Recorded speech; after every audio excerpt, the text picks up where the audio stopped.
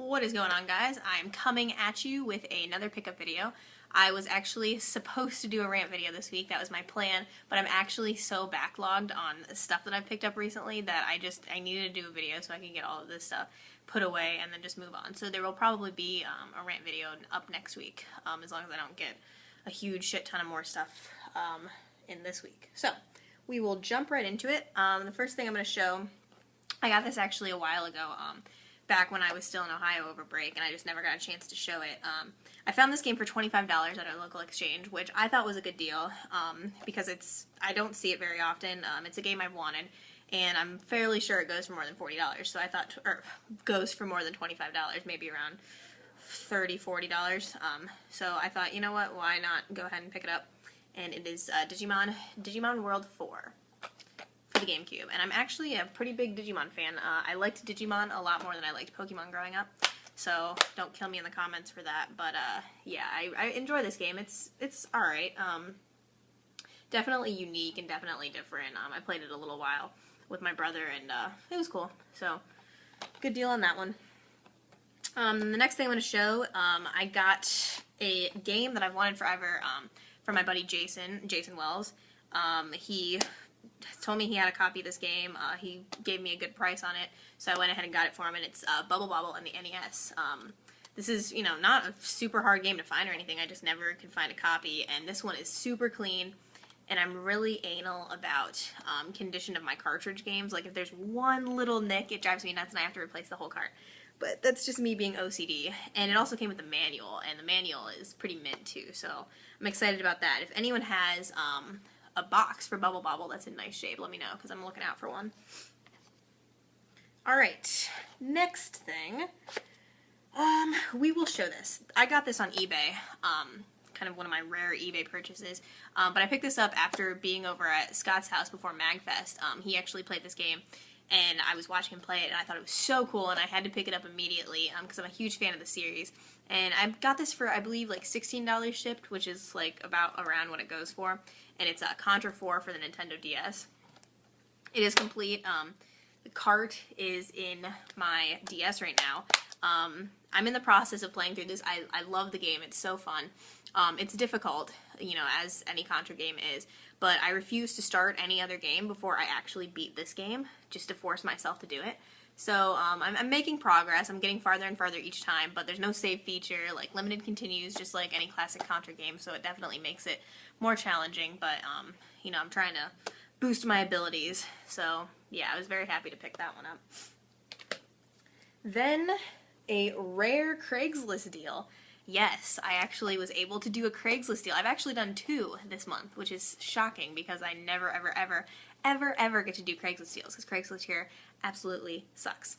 But I saw someone posted a couple of GameCube games, and it was like $5 per game, and they were mostly sports titles, but there were 3 games that I didn't have. One which I have actually been looking for a while, but I never wanted to shell out. Might go for like $20, $30 or something like that, and I don't like paying more than like a couple bucks per game. So it was very cool to see this one game. But I went ahead and picked up 3 for $15, Metroid Prime for the GameCube, complete, and I actually already have this game, but I believe mine is missing the manual, and it might be one of the exclusive versions that I have. This one's just like the regular one. I know there's like a Kmart exclusive and a Target exclusive. I don't know if there's any more. But yeah, so now I have this one complete, and $5, so that was fine with me. And then we got a copy of Godzilla Destroy All Monsters Melee. This looked interesting. I picked this one up because it was the only other non-sports game, and I've never really seen this out in the wild, so I thought, you know what, why not? It's made by Atari. Again, complete, in really nice shape. $5 on that as well. And then definitely what made the whole thing worth it, because this game in itself goes for more than $15, so it was a no-brainer for me. And it is Eternal Darkness, Sanity's Requiem. And I was really excited to find this game because I've been looking for it for a while. I would search on eBay every so often and see how much they were going for and if I could get one for a good price. And I never really wanted to shell out for it, and then I just kind of happened to look on Craigslist, and he mentioned this game, and I was like, oh, $5, and, you know, of course. So got all 3 of these for $15, which I was very happy with, especially the condition too. I mean, these are really, really, really nice condition. He definitely took care of his games, so happy about that one. The next couple of games I actually got at a pawn shop that was a former video game store. And the guy who owned the store, I'm not a huge fan of him. He's a collector, but he kind of had this like weird attitude about him when I had previously went in there like a couple months ago. And I had heard from numerous people that he was kind of a shady guy and not to go in there. But I was like, you know what? I will give it another chance because he actually turned it into a pawn shop. So it wasn't all video games. So I thought maybe some of the focus wouldn't necessarily be on the games and he might change some of the prices. So he had this deal. It was 4 games for $15. And I was really surprised at 2 of the games I saw that were included in that category. So I picked those 2 games and then 2 other ones. I took them up and I think his like girlfriend or whatever was like running the cash register and she knows nothing about games. So she looked at them, she was like, all right, you know, $15 for all 4 of these. And I was like, perfect. So the first game I got, which is one I've been looking for, is C2 Judgment Clay for the Super Nintendo, aka Clay Fighter 2. I like the Clay Fighter games, so this was a no-brainer, and the label is in really nice shape. I'm just going to have to get one of those screw things for the cartridges so that I can replace the back, because the back of it's a little bit grody. But no big deal, I was happy to have that one nonetheless. The next game, I was kind of just looking for a 4th one, because I had 3 games in my hands, and this one was kind of the one where I was like, I'll just pick it up because I don't have it, and it's a copy of Strider for the NES, and clean label too, so again, no-brainer there. And then the last 2 are definitely the best ones, but are also in the worst shape, which I was a little bit disappointed about, but I'm hoping that I'll just buy nicer copies of these 2 games and then sell these off and hopefully, you know, end up spending a couple dollars for nicer copies. So the first one was Michael Jackson's Moonwalker for the Genesis, for the GameCube. And the manual is in nice shape. The cart it's not bad. There's a little nick in the label right there and some stuff there.